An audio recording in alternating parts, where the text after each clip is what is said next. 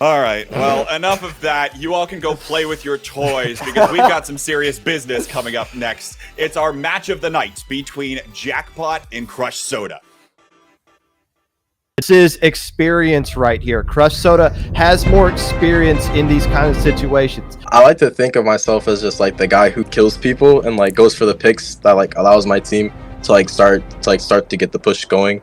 Usually if like I see a situation but like the floor is not completely painted, I'll usually say like, can I get some help here? Or can you like spray me a little bit so I can move forward up? Jackpot, you guys are 8-0 per games, 4-0 per sets, and 2-0 per matches so far in the first 2 weeks of the league. My role in Jackpot is to paint the floor and support my team with burst swarms and sometimes make a play, but I usually leave that for Leafy and Madness.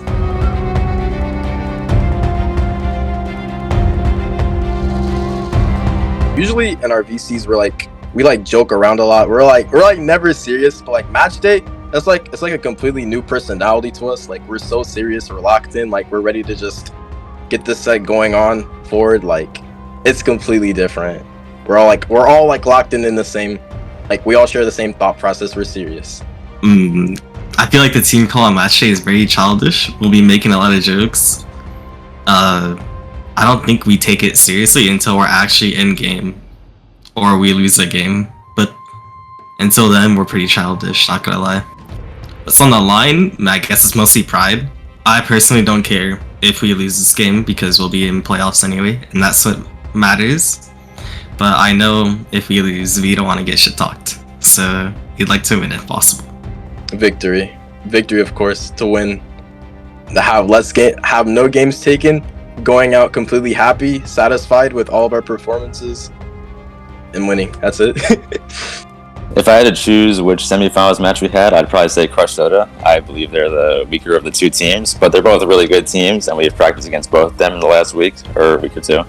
And they're both definitely really, really strong right now. I think that either of them could win their match that's coming up this weekend, but I think that Jackpot will take it. I would say Crush Soda because like they have Kyo, which plays like Viper and Stamper, and like his playstyle is pretty annoying against us. Like he knows how to get Grey, which is like supposed to survive, and when we play against him, like it's super hard because like he just want to deal with Grey, which make us slow and like super awkward games. Hey, people love a villain team. Why not go all in? Walking, that's 3 down already here. They're moving forward and saying, can they close out Joe? That's a wipeout. That will be the lead. And pulling victory from the jaws of defeat. Crush Soda is not done yet. I would definitely say good luck. Good luck with the set. Try to keep up. Try to keep up for sure because we're definitely putting it on. We're definitely putting on this set. We're definitely locked in. We know how serious this is, so we're gonna go all out, and I expect you to go all out too and try to keep up because it's gonna look pretty crazy out there for sure. I wish Crush Soda the best of luck. If you guys can keep your mental up, it'll definitely be a close set. I'm looking forward to that. For scoreline, we either clap them 4-0 or they clap us 4-0 in between. I feel like it'll just be who shows up better, completely better for match day.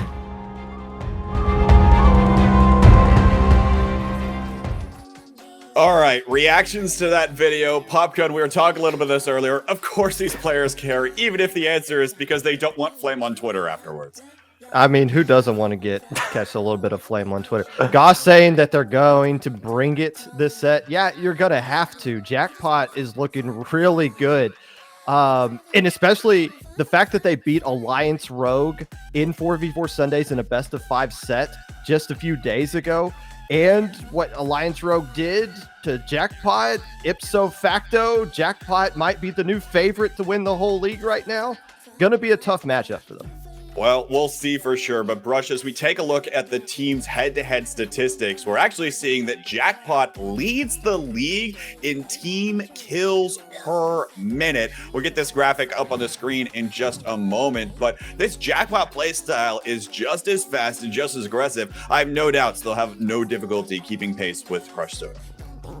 Yeah, I mean, a lot of the things we've talked about with Starburst, with why we've decided that they have been, I mean, with why they've been at the top for so long is that team play. But, you know, we look at the numbers, and this is something we've been talking about. Starburst leads the stat, as you said. And so being able to play together and play off of one another, that's what Splatoon is all about. I mean, that's what wins games. It's not kills. It's not the amount of paint you put down, but that's also important. It's how well you're able to play off of one another, how many specials you use that are used in tandem with a different play on the other side of the map.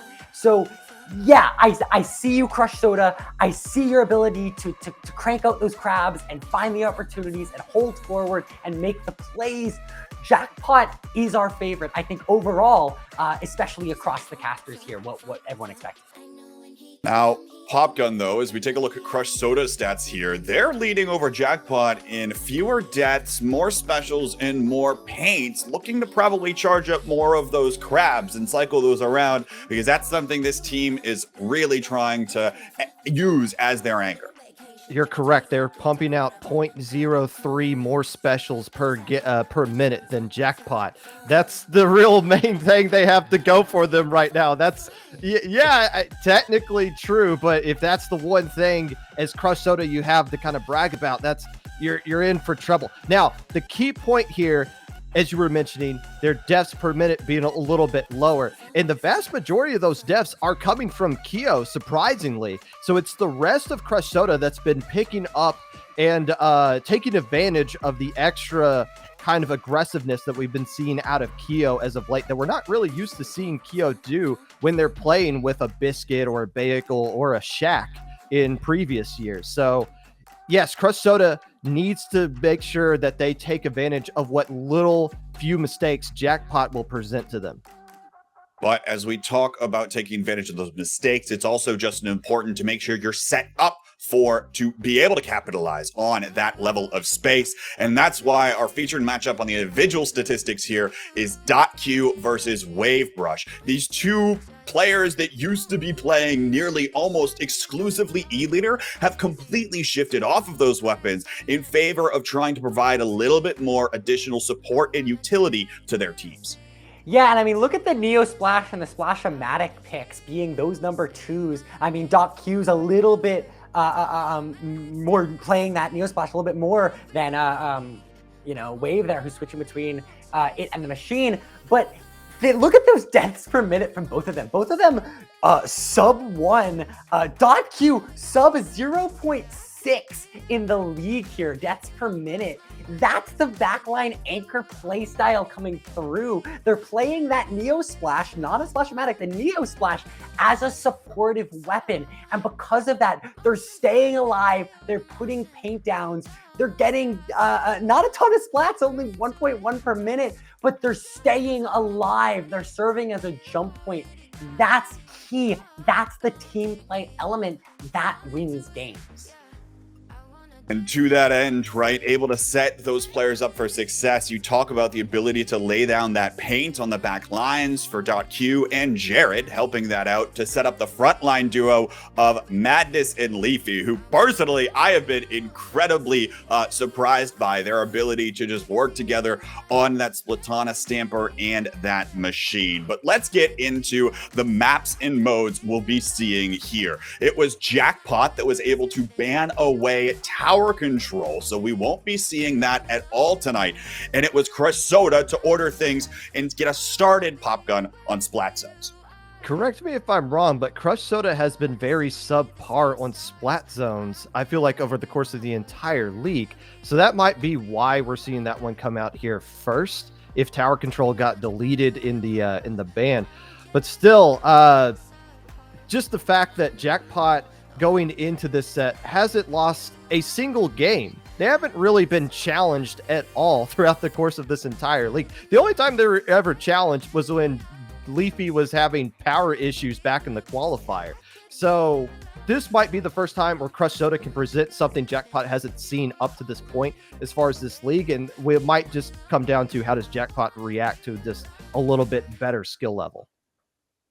Well, we'll see what happens here, but of course, I've got to send it around for predictions. As we pull up the casters' predictions ahead of the match for the overall match, let's talk about this a little bit. Crush, I've got to put you on the spot. You're the Crush Soda believer here. Why is that the case? Look, I know Jackpot is the favorite, and you heard me speaking very emphatically 5 moments ago about why they're the favorite, why they're so loved here. But look, Crush Soda has this poke and pry methodology. And if they can just find a way to get one player down and find those opportunities, and it's not just Kyo, like maybe that video wants you to believe, Goss too. These playmakers, they find an opportunity and they find the way through. So being able to find that chance and going, that's what gets the win, that's what snowballs. Popgun, quickly, score prediction.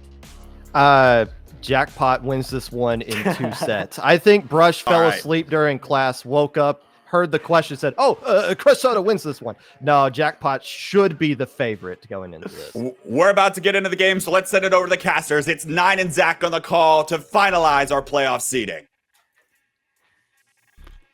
Thank you kindly, Analyst Desk, and thank you for tuning in to tonight. I'm 9 Whole Grains, brought to you by Team Triforce of Courage. And as noted here, we're going to be getting into this very quick. Zach, we should have an absolute barn burner between 2 teams with great pedigree. Yeah, there were 2 match of the weeks for a reason, and we knew going into this week that these were going to be maybe not the deciding matches for the playoffs themselves, but seeding becomes so important. We heard in that interview video how these teams are trying to allocate who they're facing when and who they would prefer to face when. And if they want to have any say in that, this is the game that they're going to need to win. Yep, and the casters did a great job setting you all up for this. Again, this is a matchup that on paper, I think, and obviously the caster's prediction told you as well, very in favor of Jackpot. But it's rare, Zach, that we get to see 2 teams play at this level under these circumstances with the set play where it's a little bit harder to predict, and we won't have to wait any longer, folks. Taking a look at it, Zach, we got a slosher deco off the get-go here. Kyo not leaving anything on the cutting room floor. Yeah, Slosher Deco, with the exception of the sub, kind of has the makings of a weapon that's been baking for a long time and now maybe might be ready to come out of the oven there. The angle shooter receiving multiple buffs, providing more paint under the ink of those affected, I believe. And then, of course, the Slosher being able to more reliably hit with the main weapon himself. We've also seen how the Zipcaster can work on that Splatana Stamper. I'm sure it can do the same on this weapon. Already, Crush Soda going to be taking a nice hold here up the map. Leafy going to try to make some madness here, more to get everybody looking the other way. Q's going to try to get some follow-up with that buffed ink jet that is breaking through here, and it does appear that they've stabilized in the process. Madness going to win a fight on the left side of the screen. So after a pretty precarious start here, Jackpot, as they so often do, Zach, have come back in, grabbed the zone, and are starting to score some points. Yeah, starting to layer their specials in as well. I mean, this is such a neutral-facing map that you basically know where anyone's going to come through at any given time. You have those 2 alleyways on the left and right-hand side. Of course, it's going to be Crush Soda throwing that variable in there with that Zipcaster that we talked about. But they have that, and their sloshing machine is the range against a relatively rangy comp that Jackpot bringing in, including a weapon that has really grown in favor over the last few weeks. And we saw how strong it could be in our last match, that being the ballpoint Splatling with that inkjet.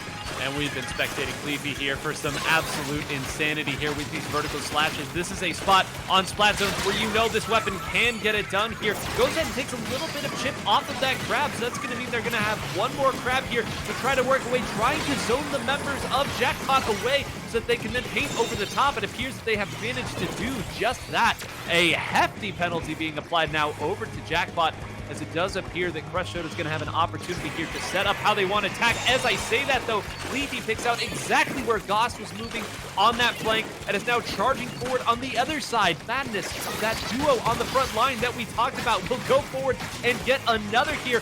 Going here on the back, Thunder needs to watch out there. I think Leafy didn't even know that Thunder was there at that part. Will recall here as Madness goes up and continues to follow.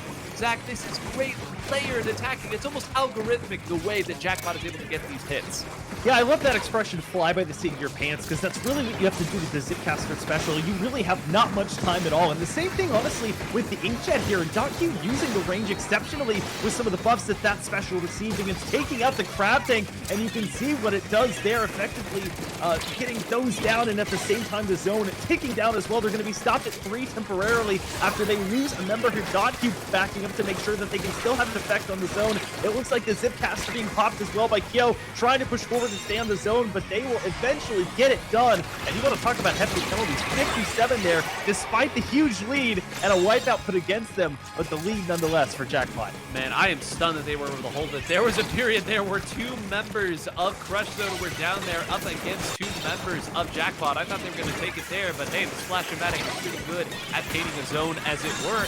And now, Zach, this is the part of the game where we haven't really gotten to see Crush Soda fully decide how they want to defend. It's been Leafy back behind them, attacking them, following up with a special layering them, as you like to call it here. Now it appears that they've actually gone through a set of Jackpot specials here, and they are actually still in a decent position. If they're able to get value off this crab, they are not. There were points to be had, but as they so often do, it's just a special and one member of that frontline duo moving through, and Jackpot once again with their foot on the pedal.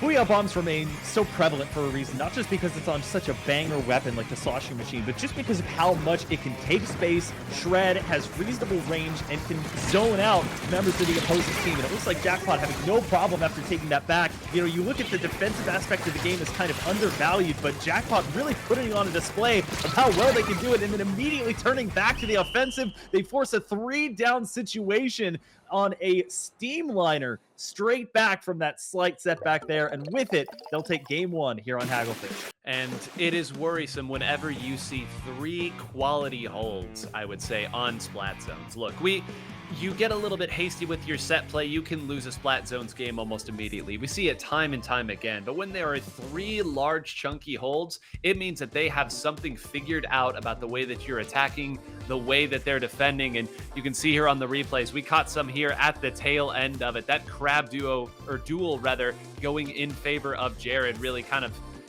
we saw all we needed to see at that point. Any heroics here from Kyo would have been too little too late, but I listened at the very beginning of it. I believe it was Jared in that interview who said, we're either going to 4-0 them or they're going to 4-0 us. That's how these games end up going. And if his prediction is to be believed, not looking great for Crush Soda after that first one. Yeah, it's shades of the old and the new with their composition. I mean, they throw the ballpoint splatling in, which of course is sort of seeing relevance in 3.1 here, but maybe the saving grace for Crush Soda is just how different the maps are in terms of checking out Hagglefish, which is a very, as I mentioned before, neutral map. It's very balanced, it's rather flat, and then Flounder Heights, you see teams oftentimes change up what would normally be a non-budging play style and incorporating 1 or 2 weapons that we might not see. We've seen things like the Dark Tetris play out here. We've seen the Tri-Slusher Nouveau come out on this map. Of course, Volti's Carbon Deco. Not sure that we're going to be seeing that from either of these teams, but maybe instead of the Stamper, you see the Wiper. But looking forward to seeing for this map what they bring today because of those elevation changes. We won't have to wait much longer. Taking a look at it here, a lot of the same from Crush Soda. Unsurprisingly here, taking a look, Q is going to go back over onto the Neo Splash-O-Matic we have talked so much about. Maybe the most discussed weapon not named Ballpoint Splatling of the patch. And Leafy switching over to that Tri-Slosher, as you mentioned, Zach. So keep an eye here on these early fights. Where are they going to go? Goss immediately charges to fight somebody. And of course, Leafy doing the same on the other side. That's going to be 2 already going down here on the side of Jackpot. So the decision to send Goss immediately to attack here, set the pace, grab the pace rather from Jackpot, looking pretty good so far. We know how snowbally this map can be, Zach. Even the uninformed caster finds the proverbial acorn sometimes, as we see the Tri-Slusher Nouveau and also the Viper come out on both sides respectively here. And we see the Tri-Strike. It's been a very well talked about special in the last few days, with some considering it overrated, but you have to admire the consistency on this map and mode, especially that special brings, with it being able to essentially at least take control over, if not fully overtake, the zone itself. As we see Crush Soda pushing up, we get to see some of their first chances at offense here, really. They will lose a member here as the Splash-O-Matic is going to go down. They are going to have, looks like, 1 special ready that comes out that gets immediately countered here by Jackpot, who reclaims at least their zone. And now you have Leafy, who's able to make an impact with those Fizzy Bombs. A great special to bring because of the way that he can track over those grates and still take some hits against the enemies that might be sharking around there. Yeah, and I do want to call out the way that those Tri-Strikes were used here on a 2-zone map like this.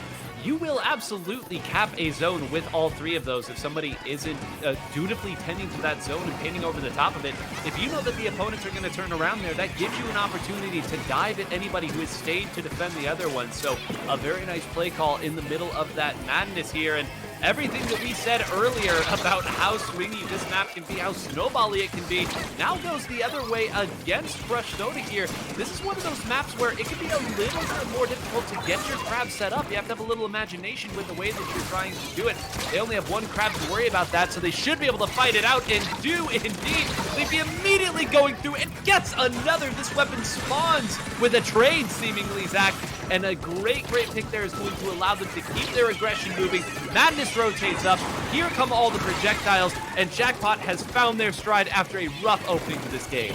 Yeah, that sequence started with a player that we were just spectating before Jared, with that being Thunder. They were knocked off of their high ground by that special, either the Tri-Strike or the Bria Bomb. I think they wanted to set up the crab there, and they have to wait, go over to the left-hand side, just out of spawn. They're being pressed by multiple members of Jackpot.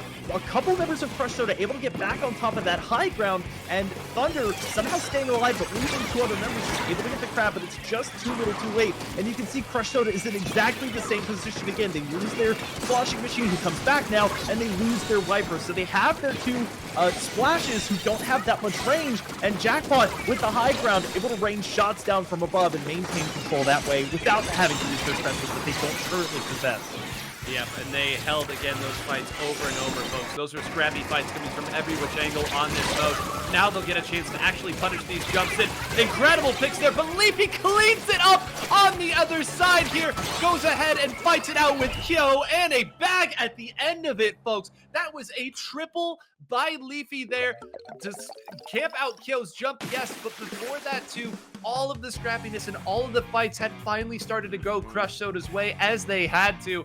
But Zach, it's the Tri-Slasher, baby. We know that if you get one slosh off on the opponent, there is no time to react to it. They're cleaning up both.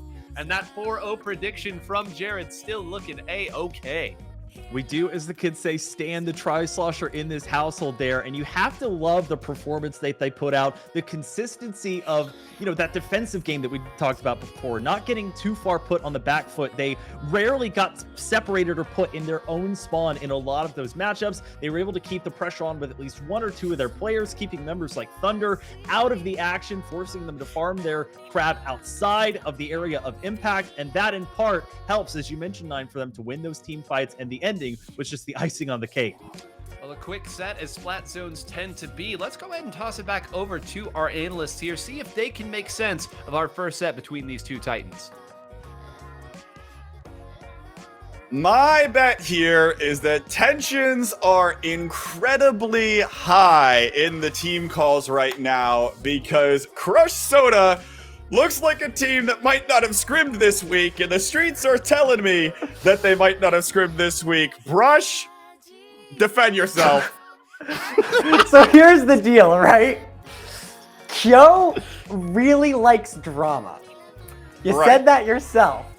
And what's more dramatic than coming back? We said Splat Zone's their worst mode. Coming back, having that reverse sweep mentality. Hell, they'll go down game 1 in this next set and still take it all. That's the kind of team Crush Soda is. They're going to keep swinging until something connects. Okay, enough of this copium. Popgun, please talk some sense into us right now. Just tell me how good Jackpot was playing.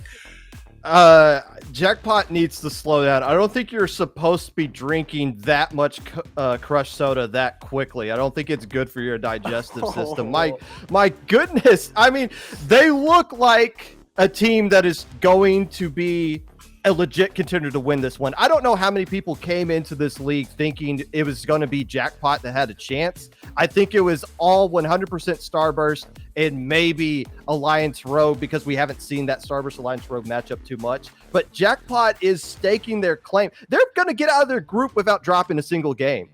That's going to happen. I don't see Crush Soda winning a single game in this set.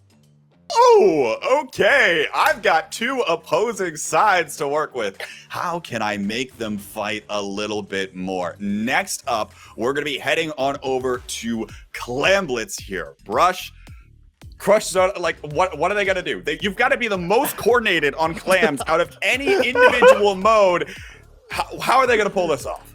So they're going to go so far down the single player route that they wrapped back around. And all of a sudden, these one-off plays will find each other at the right time. And the single person pushes, they're all going to single person push at the same time. That's just team play at some point, and that's how you win.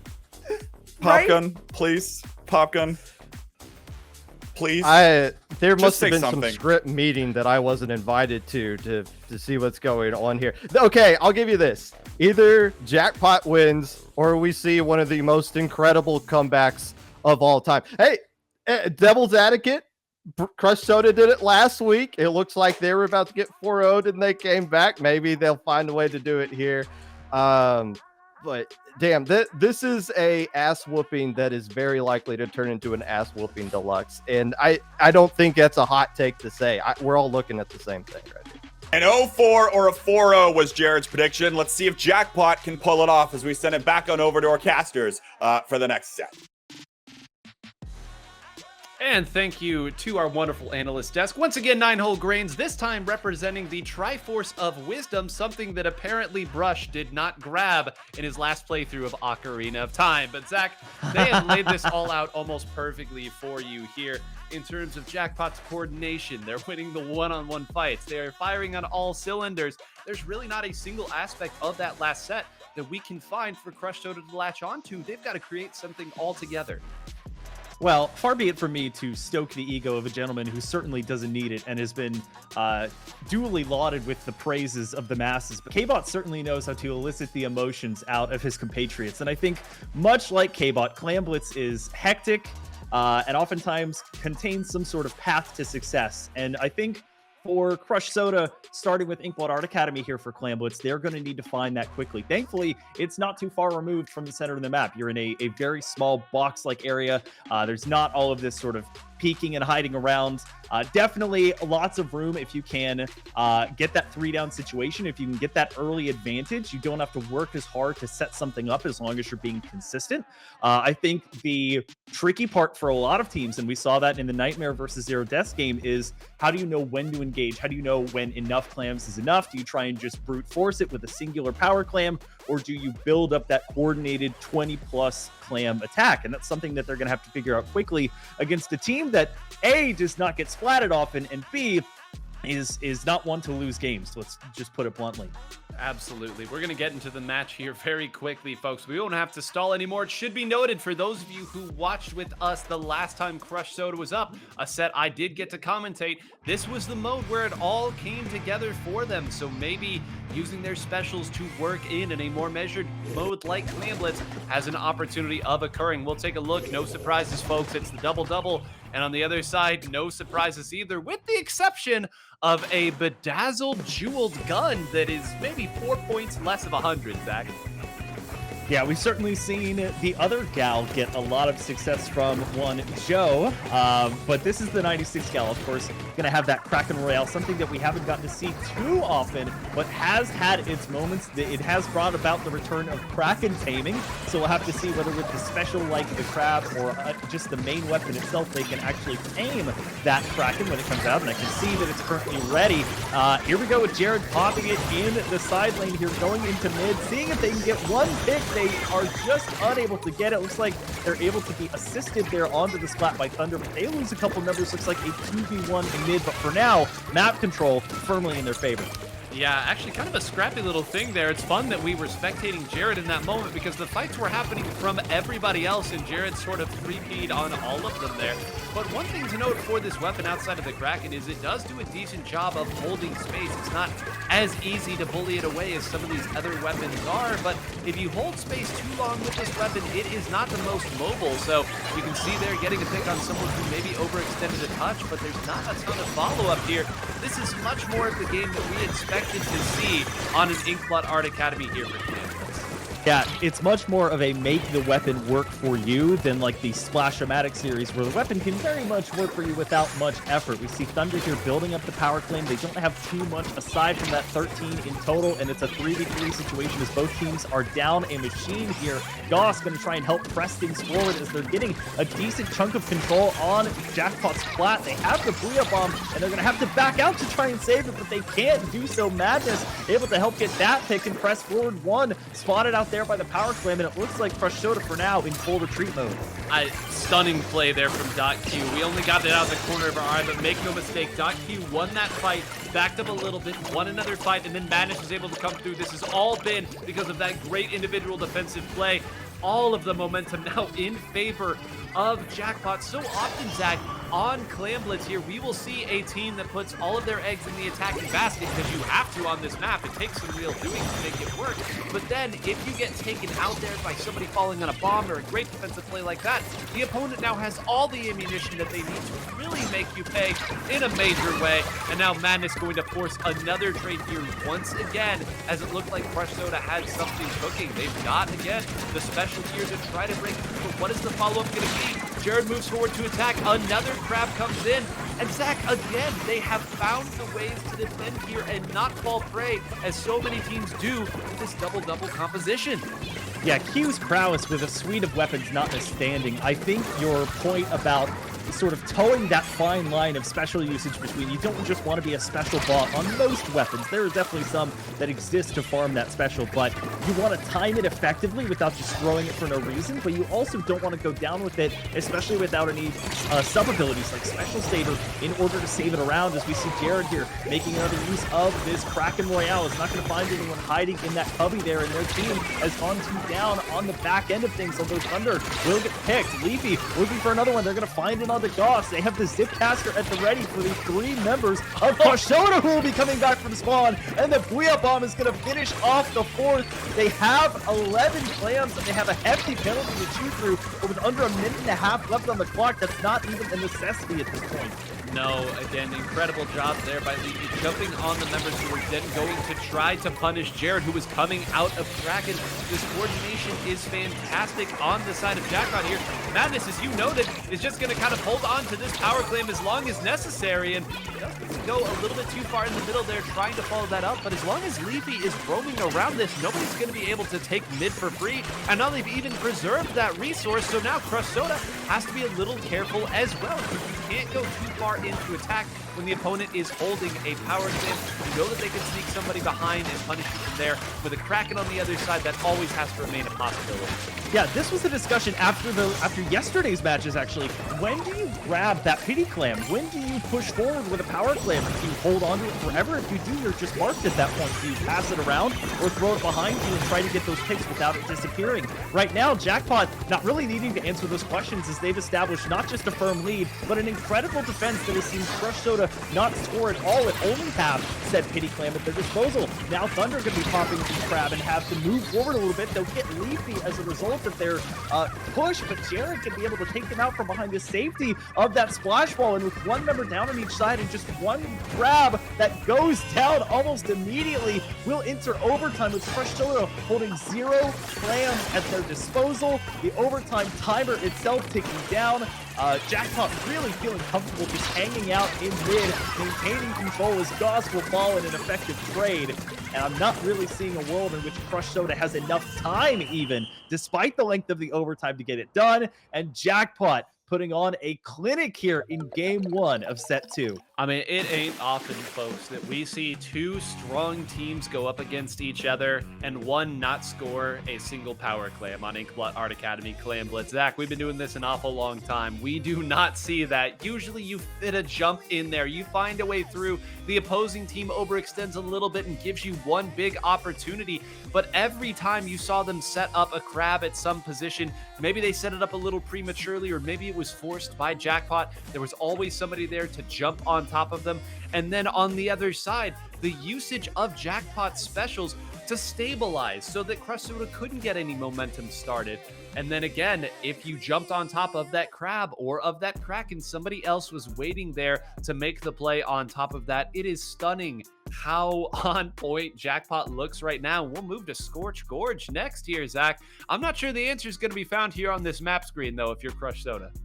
Yeah, I'll keep it short and simple. I think Inkblot was the opportunity to get pushes going, any push, without having to jump in, where they could just bum rush from spawn and still have an impact, find clams along the way. Now you're getting into 2 longer maps that you're essentially required to have to jump in and have some form of entry in order to be able to keep a push going, albeit a bit tougher even to get clams when you push and be able to sustain it. However, the teams that do well on Scorch Gorge in particular are able to send multiple members forward ahead of the blockade, ahead of that barrier, and make sure that the attackers from spawn, whether they're on that overlook or just coming down the ramp, are not able to build up special and have an impact on your push while one member goes back, that supporting figure, and is able to actually find the clams to keep that push going. Super, super tough to strike that balance. But of course, we're dealing with some of the top teams in NA and EU here.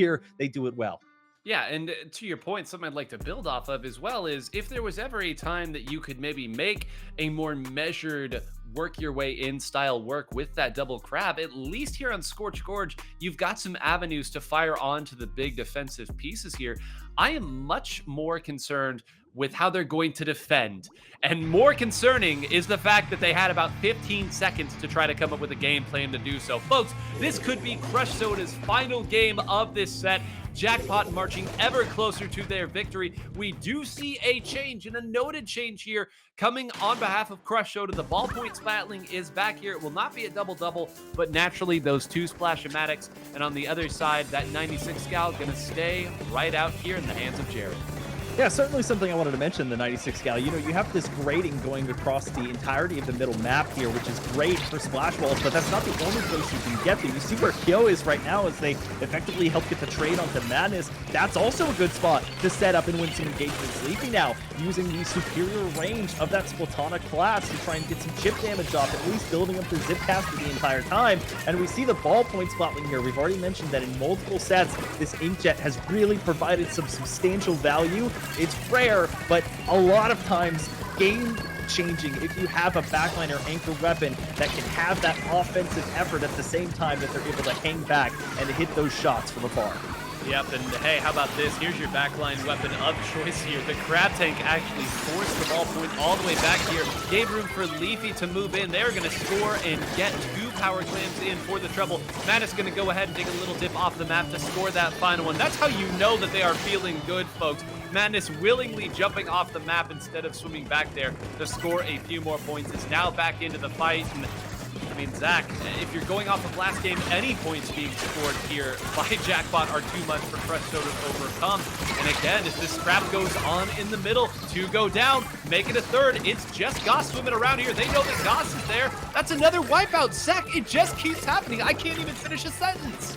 Jumping off the map a la Joe from Nightmare here. It was this map and note exactly where it happened. And now with that clam there, they have gotten rid of their penalty. As you mentioned, an effective full wipe there is Thunder with that crab, one of the first to return to the basket. But in return, they've gotten 3 down. So a strong defense there from Crush Soda and an absolutely needed one as they have 11 clams. They've quickly taken control back of mid. And if you actually look, there's about 9 clams around that they could gather themselves to. However, Jackpot already quickly back into the fight. They have their own crab, and this map has one of the better places to put that crab where that hole is located that can still have quite an effect, even if someone is hiding behind that box in mid.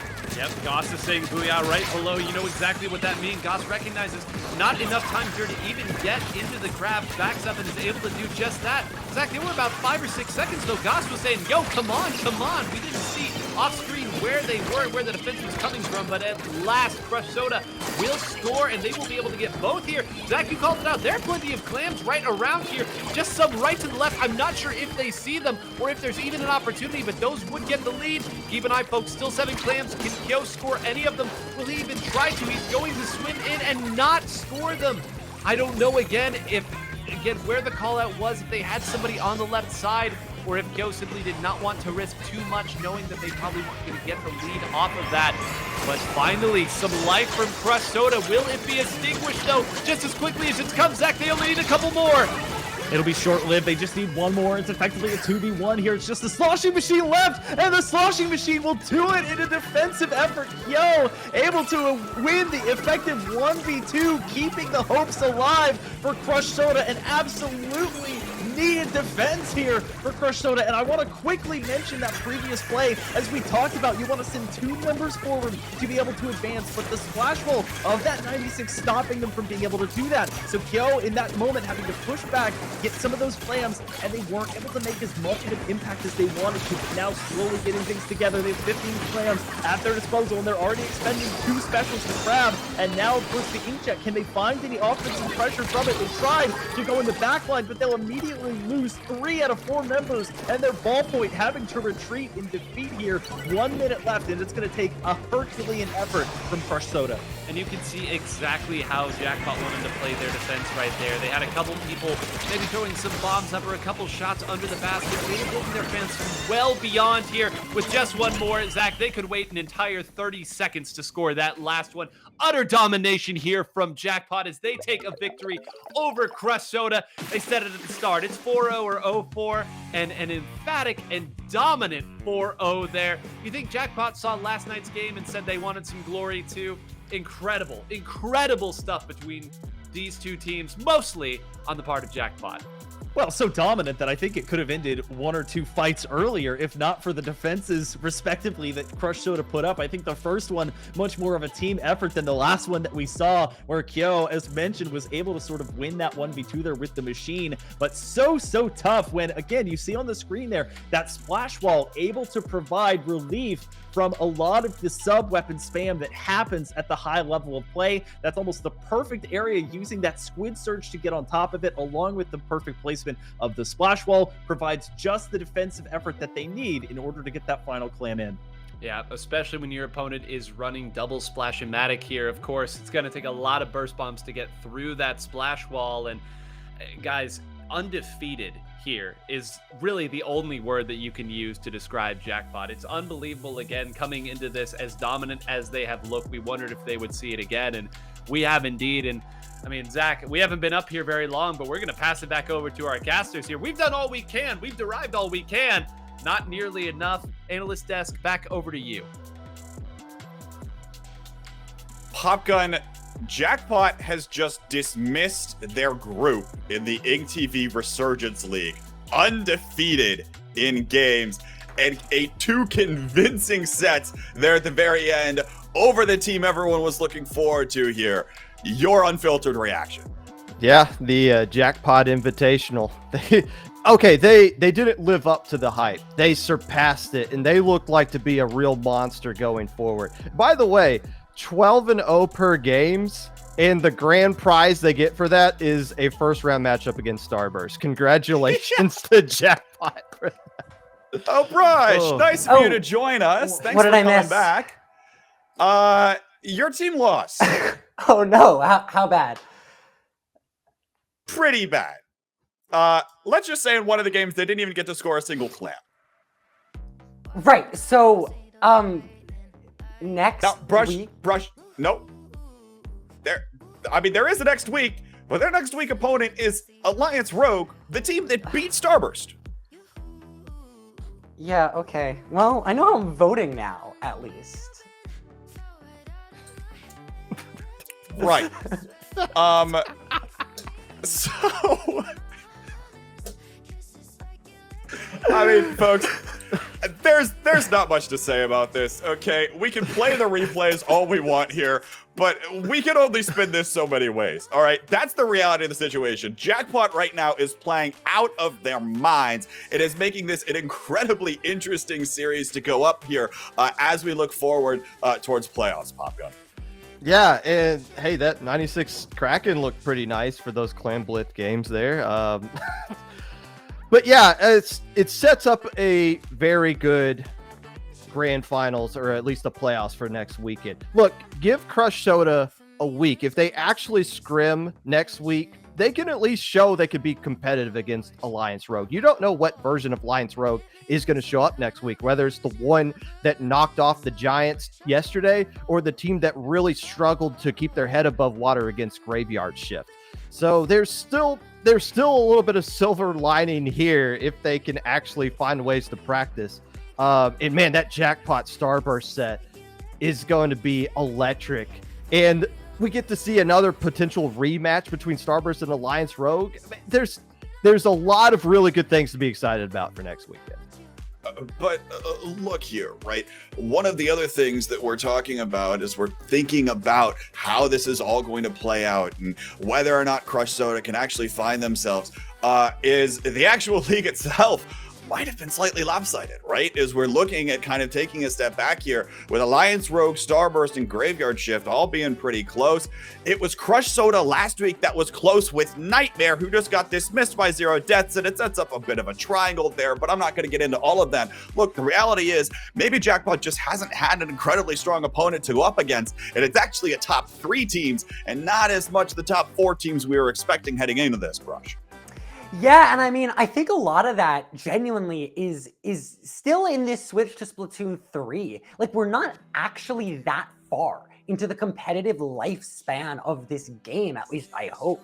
And what that means is that a lot of these teams are still finding their footing. We're still shuffling the players around, figuring out which of the competitive high-level pickups click with each other and which one bond and which one last. And so Crush Soda here is a team that's going into the top 4 behind for sure. Alliance Rogue proving this past week to be, I mean, just so strong. Stronger, I think, than anyone expected. So maybe they're coming from behind, but they're not done grinding. And even if this event or into the future, they're not the group that they wanted to be, these players still exist. They're going to keep playing. They're going to still grind, and they're going to find their way, and they're going to be at the top, making, instead of a triangle, a square.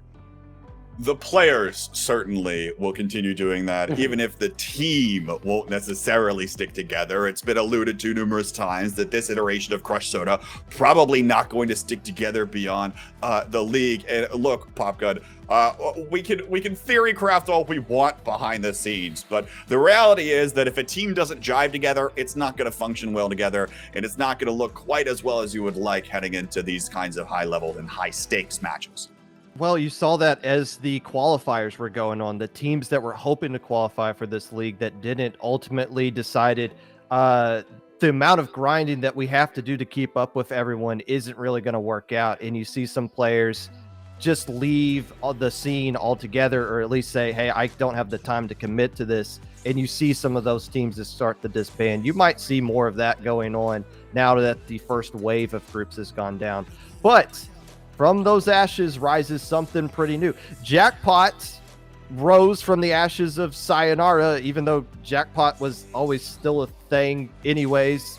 But you still get these kinds of mixes matches. And that's what happened during the FT Win era when they were really competitive. You saw a lot of teams break apart because they couldn't get the job done. Eventually you create Starburst. Now it looks like we got some form of parity at the top right now, and that sets up for what we're going to see next weekend. And I have to imagine that the players of Jackpot are incredibly excited. After going undefeated in games in the Resurgence League group stage, they'll be looking into playoffs here, start with 2 tough opponents on the line on other sides of the bracket. And for more insights there, we're going to hand it back on over to Nine and Zach, who are standing by with .Q to provide us with a little bit more insights. And welcome back, everybody. Once again, 9 Whole Grains, this time brought to you by the Triforce of Power. And we are here with one of the most powerful players that you will ever see here, and that is .Q. Q, first of all, let me congratulate you on a perfect run through this whole event. That's really all that we can say. We got to talk a little bit at PAX as well, and I know at that time you were still relatively new to the Splash-O-Matic here. Now that you've played it a little bit more, I mean, can we say you're a Splash-O-Matic main at this point? I mean, it's unbelievable how quickly you've picked that weapon up. I wouldn't say I'm a main, Splash main. You can still call me a flex because I'm trying a bit of ballpoint now and some heavy. Well, I want to ask a little bit about this current kind of configuration that you all have made for Jackpot here, because Leafy moving over to the Splatana, I know for you all that's something that's been coming together for a little bit here, but talk to us a little bit about Leafy and Madness in that frontline duo role and what you do to support that. Well, I mean, Leafy just kind of, goes in, and so like her and Madness have like the same mindset, right? Like they just want to go in and hold forward. So me and Jared are like, okay, well, we'll just play off of that as much as we can, but we gotta comment. So whenever they go in, they just comment, let us know, and then we follow up with it, however we can, whether it's their bombs or specials. And I think to that point, we got to look at the individual matchup between yourself and Wave and saw just how little per minute you get splatted, regardless of the weapon that you're on, even if it's, a lot of it being Splash, as Nine mentioned. How does your playstyle sort of benefit the rest of the team, regardless of what weapon you're on, and how are you consistently able to make an impact like that? So, I mean, my main role is to paint for the rest of the team, because the 3 other people that I play with, they just kind of, want to hold forward, like I said. So they're not really doing, like, much painting on the map. And that's originally why they put me on Neo Splash to begin with, so I could, be like a paint bot and paint for them whenever they could. And because I played backline before, I'm used to playing more supportive. I'm not really an aggro player like them, so I just do what I can. So, I play up a little bit more compared to backline, but I'm still sitting behind all of them, no matter what. And I think we have to ask as well, you look at the matchup next week where you'll be going in as the 1 seed from your group and taking on Starburst. Do you have of course, don't need to reveal it at this point, but have y'all started thinking about any potential strategies? Is there any scrim bucks, as it were, involved, or are you just going to kind of play it by ear as the week goes on? We've been playing them a little bit. We're cooking something, but won't say what it is. Well, you heard it here first, folks. I mean, I have 2 questions here for you as well, Q, that maybe you're uniquely qualified to answer. First of all, who is responsible for that tweet that went up like 10 minutes ago that it one of the most scathing pieces of trash talk I've ever seen? Like, good God, that just came across my feed and my eyebrows were singed. That was Leafy. Okay, well, just putting it out there, everybody. You know who to get mad at now. And then my second question, obviously people who followed you in Splatoon 2 know you as the backline, as the Charger extraordinaire, even when it was difficult to play Charger. In this game, you flexed to other roles to help your team. What can you say about the mentality to be willing to do that? Because a lot of players see a meta going a certain way. They don't want to play it. They remain stubborn. They're unhappy. I'm not saying that you've enjoyed every minute of it, but you've changed over so seamlessly here. I think it's very admirable, and I was wondering what you could tell players who are maybe hesitant to make that change, unsure about it. Any advice that you have? Well, it's definitely a big change, but I think it's worthwhile in the long run. I mean, at first I never wanted to do it. I hated Splash when I first started playing it, but I realized, like, it's something I have to do in order to, just get better personally. Like, if I one-trick this thing forever, I'm not going to have more opportunities compared to some other people that might, flex more than me. I think it opens a lot of opportunities. That's all. I mean, you make it so simple, but it really is stunning how quickly you've picked up that weapon and how seamlessly you've gelled it. I mean, Zach, I asked my big funny question and then my actual serious mode question here. Do you have anything else here for Q? Yeah, I think the last thing I'll sort of try and ask something similar here is, you've been flexing for a while. You made an absolute banger of a tweet after PAX East about your ability to flex. Would you consider yourself at least the best flexing backline or anchor player in the West, or maybe the best flex player period at this point? I mean, I think that's too much. Like, I feel like that's a bit of a stretch because Ice is still right next to me, and he's literally won everything over me. So I still think he takes that spot in being the best like backline flex, but I'm catching up. Skill, power, humility, you've got it all, and more than all of that, you've got a perfect record here through the InkTV Resurgence League. So, Q, thank you once again. Congratulations on your run. We will see you in the playoffs, and unless you have any final comments, we can send it back over to our analysts. I got nothing. Thank you for having me. Analysts, over to you. Great words there from .q. And look, there are two kinds of players in high-level Splatoon. There are the players like .q who are going to put in the work, put in the air hours to learn a completely new weapon to her. And then there are your players on Crushed Soda, Kyo tweeting out my suspicions earlier with a sarcastic, "Yep, I love practicing GG strong, wow." I said this was a Crushed Soda team that didn't look like they practiced Brush. And I don't think they did. They've got some work to do if they want to go up against Alliance Rogue well in playoffs next week. Absolutely. And that doesn't mean that it's a lost cause for them. I think a lot of what we saw, especially in that first Splat Zone set with Kyo's weapon picks, was a little bit of that frustration, right? A little bit of like, we didn't practice, here's what I wanted to play, so now let's play it. Like, it really is sort of that team game and that team mentality. And in this moment, it's like, if we're not going to be playing as a team, I'm not going to be playing as a team. And that doesn't work in this league. That's not how you win sets. So next week, if Crushed Soda can sit back down, get their head back in the game, find time to play the game, maybe they'll have a shot at winning. But let's turn this back around to kind of the match that, .q set it up for me. I don't even need to do much setting it up here. It's Jackpot versus Starburst, not in finals, but in semifinals now, Popgun. And with .q, I know .q particularly, but all the players on Jackpot have been eyeing for their opportunity to strike down Starburst, and they get their chance next Saturday. This isn't Sayonara, obviously, it's Jackpot. But when you look at the players that make up this team, their individual history against Starburst, it's pretty abysmal, just as everybody else's record against Starburst is up to this point. Now, they said they were cooking something. I have no idea what that is. Maybe it's a specific tweet they have for when they win. Maybe they're going to throw some shade at Starburst the candy, which is not fair. That is a great candy, by the way. But yeah, if they say they got something different, I'm really curious what that's going to be. But they would know better than anybody because they've tried so many different plans up against Starburst and they've all failed. Maybe plan Q will be the one that gets the job done for them. Well, we'll see exactly what they've got cooking. For one, I'll say I probably have more faith in Ren to do some of their cooking over there. Shout outs, fellow coach over there for Jackpot.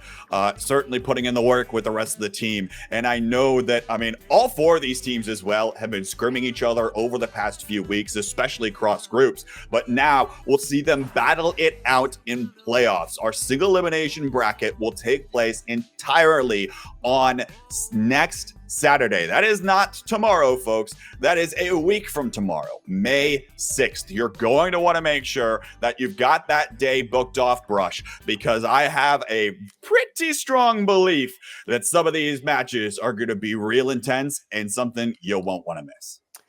Yeah, and it's one of those things that as we get farther into the league here, games get more competitive and more competitive and more fun and more insane. So if you thought the insanity tonight was something else, I promise you next week is going to be a whole league of its own.